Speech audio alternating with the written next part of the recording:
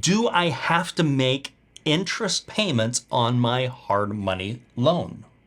We're going to break these into just a couple of different buckets of loans. We're going to have your traditional hard money loan.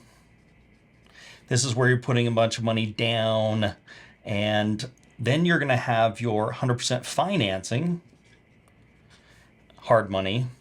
And then we're going to have our rental, whether that's a DSCR, hard money, whatever the case is. So when you're dealing with something that is a 5 to 30 year loan, you're going to have monthly payments.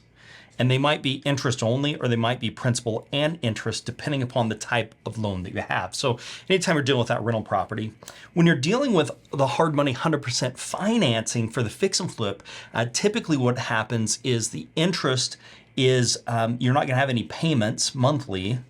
And what will happen is that'll all get paid off when you pay off the loan. So typically what happens is some of that interest is accrued as part of the loan, and then that has it prepaid for a certain period of time, typically 5 months.